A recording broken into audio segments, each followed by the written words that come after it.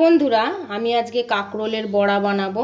সেই জন্য যে কাঁকরোলটাকে আমি দু ফালি করে হালকা করে লবণ দিয়ে জলে সিদ্ধ করে নিয়েছি।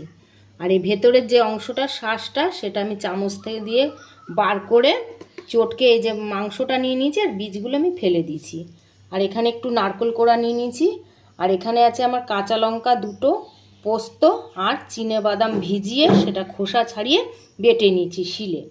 এবার এর মধ্যে আমি দেব আন্দাজ মতো লবণ, এই আন্দাজ মতো লবণ দিলাম। আর একটু চিনি দেব, এই যে একটু চিনি দিলাম। আর তার সঙ্গে সামান্য একটু সর্ষের তেল দেব। এটা না দিলেও হয়, দিলেও হয়। একটু সর্ষের তেল দিলাম, দিয়ে আমি এটাকে পুরো মাখবো একসঙ্গে করে। এরকম করে বড়া করে খেয়ে দেখবেন, খুব ভাল লাগে। এই পুরটা ভরে তারপরে আমি খাওয়ার সময় গরম গরম বড়া করব, মানে ভাজবো ওটাকে।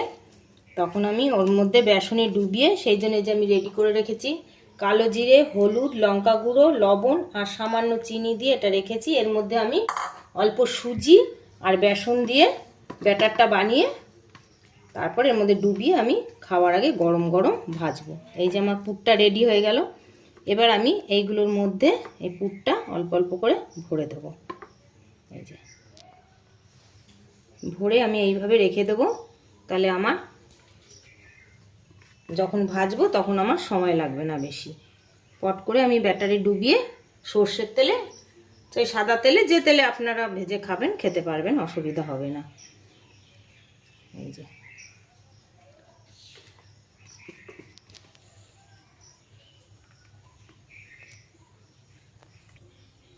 এই যে বন্ধুরা, এই যে আমার সবগুলোর পুর ভরা হয়ে গেছে, যে রেডি করে আমি রাখলাম। তারপরে ব্যাটারটা গুলে, বেসন আর সুজি দিয়ে ব্যাটারটা গুলে আমি খাবার আগে গরম গরম বড়া বানিয়ে আপনাদেরকে দেখাবো। বন্ধুরা, আমি এবার কাঁকরোলের বড়াগুলো ভেজে নেব। এই যে পুর ভরে রেখেছি, এই যে বেসন আর সুজি আর বললাম কালো জিরা, চিনি, নুন, লঙ্কা গুঁড়ো সব দিয়ে এটাকে ফেটিয়ে রেখেছি। এবার আমি একটা একটা করে নেব আর এই যে এর মধ্যে চুবাবো।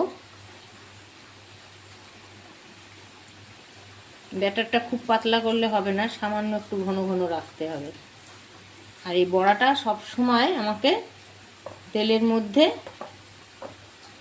এরকম উল্টো করে দিতে হবে, যাতে আমার বড়াটা টাইট হয়ে যায় ভেতরে পুরটা আগেই।